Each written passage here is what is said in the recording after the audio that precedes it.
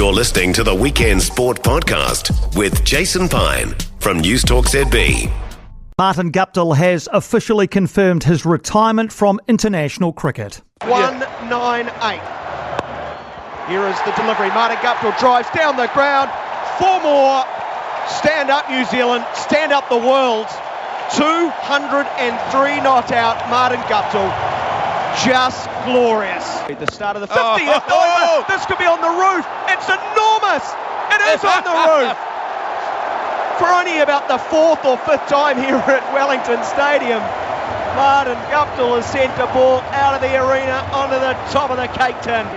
The second highest score in one-day international cricket history, people. Indeed, history. It's quite apt we come to Martin Guptill at 237, given that was a score that day, not out, across a 14-year international career, 367 games for New Zealand across the formats, 23 international centuries, and numerous white ball batting records. He is New Zealand's highest T20 international run scorer and third on our list of ODI run scorers, behind only Ross Taylor and Stephen Fleming. Martin Guptill being officially acknowledged at Eden Park today during the third ODI between New Zealand and Sri Lanka, but he's taken the time to join us for a chat. Martin, thank you for doing so. Congratulations on an incredible career. How do you reflect on it in its totality, first of all? First of all, thank you very much. I sort of still pinching myself that it's actually all happened. Been out of the game a couple of years now, and it's just, as I said, I just sort of pinch myself. It's still pretty surreal that it's all sort of transpired the way it has, and but it's all also look back with immense pride that it actually happened, and I was able to do it for so long for New Zealand. You're at Eden Park at the moment. That was the scene of your ODI debut, of course, the first New Zealander to score a century on ODI debut, 122 not out against the Windies there. Could you remember being nervous before that innings? A little bit. I actually remember being more nervous before my test debut than my actual debut for New Zealand. So, sitting up here now and being able to look down and just remember how the ground was back then, obviously on the angle and a very different dimension to what it is now. It brings back some really good memories. You'd been playing for Auckland for 3 summers before that. Did you feel ready for international cricket?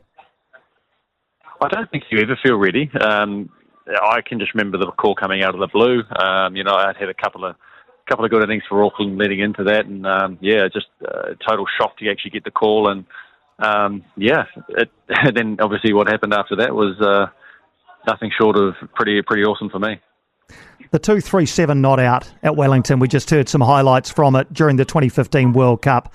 Where does that innings rate among all of the innings you've played? It's in my top 3. I wouldn't say it's in my number 1, but it's definitely up there. I mean, it was a pretty special day. There was a great wicket down there in Wellington, and a hell of a day. No clouds in the sky, and everything just sort of went my way, and I was able to do what I did. Everybody is asking, if that's not number 1, what is? Excuse me. I rate my 180 not out against South Africa in Hamilton as my number 1 knock. It was on a tougher wicket against probably what was a better bowling attack, and it's to be able to see it through and be not out at the end to have that score is definitely my number 1 innings. And I was on one leg as well, to be fair. So I tore my hamstring in the field, so to do it on one leg as well and see it through was pretty special. Oh, we can double it then. We can double the score. It's worth twice as much on one leg. The hits onto the roof though at Sky Stadium or Westpac Stadium, Wellington Stadium as it was then. Was that your biggest hit, or was there one or more bigger than that? Oh, I honestly couldn't tell you. I've had a few decent ones in my time, but that might be the biggest one I've had on the roof there. I've hit 3 up there, just for the record, so just throw that out there. But no, I actually couldn't tell you which was my biggest one. But it definitely would be up there somewhere.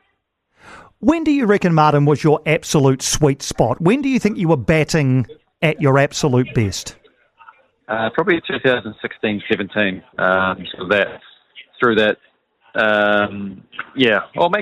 Probably from after the 2015 World Cup, is where everything sort of was about 2 years where I was probably at the top of my game, and that's where I felt like I was really, really on top of my game. So that sort of 15 to 17 years, definitely when I was at my peak.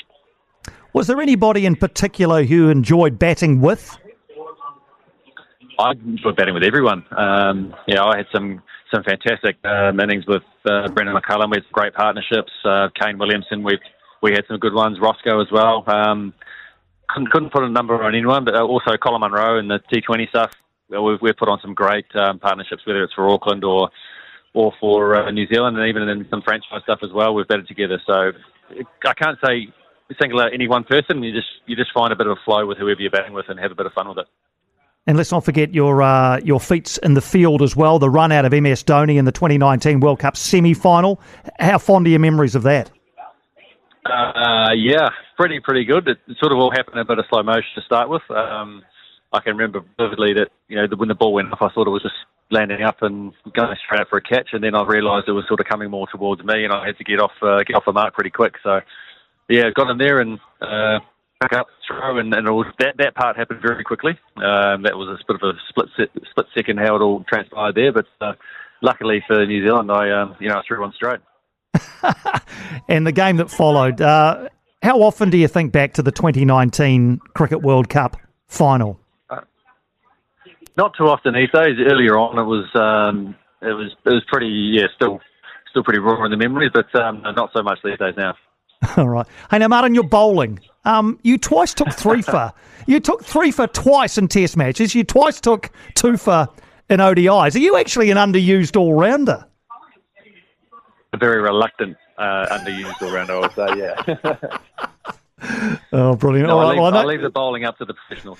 All right. Well, I know you've got other commitments, but I just would like to ask you a couple more. One is, how much longer do you think you'll go on? You've got franchise cricket, obviously, opportunities. How much longer do you reckon you've got? I've hopefully got another couple of years left for me yet.